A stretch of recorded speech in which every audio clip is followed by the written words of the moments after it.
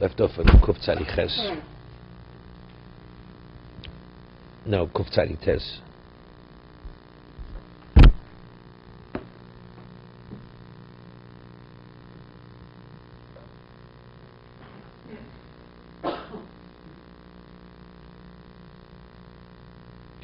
Mashinimsa Gvura min Bal Torah. We say a person who possesses Torah, especially at the most advanced level, he has Gvura. What's Gvura? Gvura is power.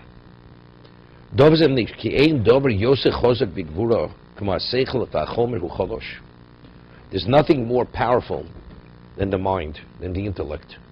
In terms of what you're able to come about, the profoundness. Physicality is just earthiness. It's cholosh.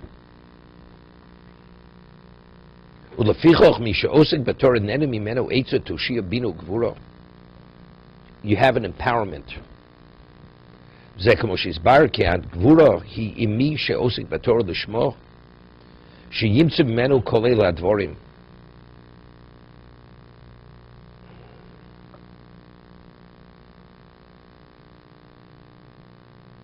What is, we discussed what Gvura is.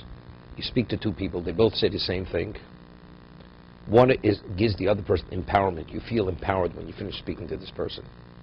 Whether it's through his encouragement, his sense of confidence, whatever he gives you, or because of the way the information, I'm not talking about the manner, when the information is communicated, or anything you have relevance to this person, you become empowered. But why? Because in terms of what he represents the Torah.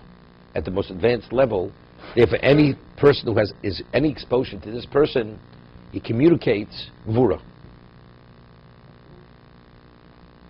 You know, it's interesting, the Chazon Ish, he, even from a young age, he was sickly. Physically, he was very, very frail. And till the end of his life, he wasn't a well person. I mean, he wasn't sick, but he was like a sickly type person. Very fragile type health. Firstly, despite the way he lived his life, the way he studied, he fully invested himself in Torah to the point, it's not to be believed. When the Brisker Rav was Maspid, the Chazon Ish, who was known as the leading Torah sage of his generation at the time, he said there was no Masmid. There was nobody as diligent in his learning. He didn't even speak about his level of truth and understanding of Torah, but the way he sacrificed for Torah in terms of his asmada, it's not to be believed. That's how fully invested he was. So there's a famous story with the Ben Gurion when he came to visit the Chazon Ish, because when there was the whole question of the draft, and he understood that the man who was behind the anti-draft movement was the Chazon Ish. And if he'd be able to convince that Chazon Ish to compromise on his position, then it would be, so-called, a lot easier for him to be able to enforce what he wants to enforce.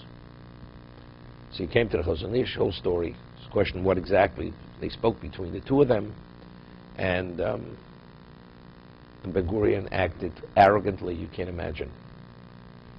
There are excerpts of what they spoke. You know, Ben Gurion knew Tanakh very well, very well. That's about all he had.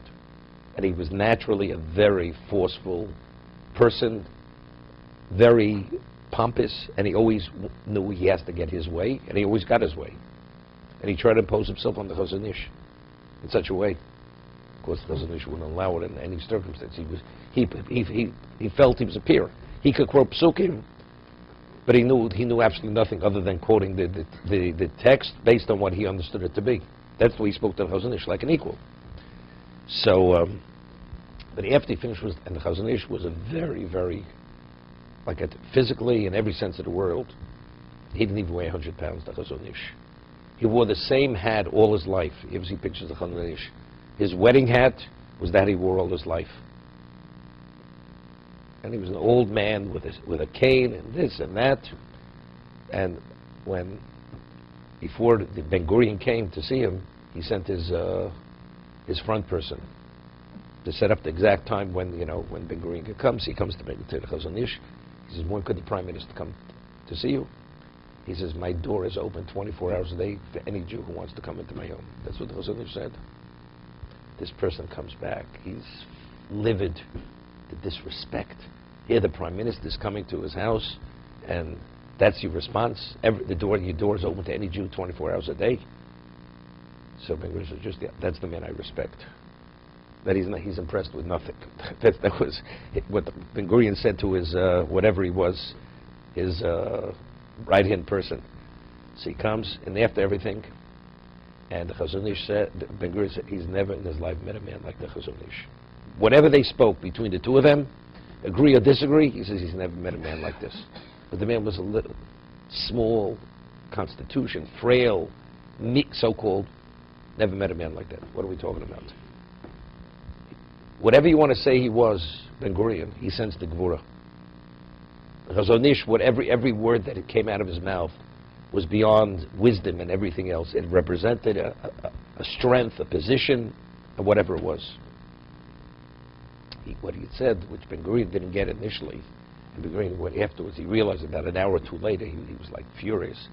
The Gemara says that if you have two ships coming down a shipping lane, one is loaded with merchandise, and the other one's not loaded with merchandise. Which one goes first? And the one, of course, the loaded ship, and the other one, you pull off onto the bank of the river, even if it means the boat doesn't get damaged. You don't allow the ship that's loaded to maybe sink or whatever it may be. So he says, Torah Judaism is a loaded ship. It's been loaded since for 3,000 years. And it sailed and floated all these years. Now you're introducing a new ship. It's called Zionism. There's no merchandise on it. An empty ship. Which one do you let go first? Which one goes forward and which one gets off to the side? He says, of course, that's what it's about. So he heard what he said, walked away. Meaning it's empty, there's nothing to it. He didn't realize, the Gemara says it makes sense.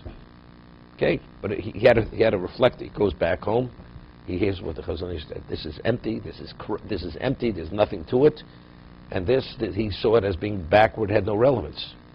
Had no relevance to it, okay?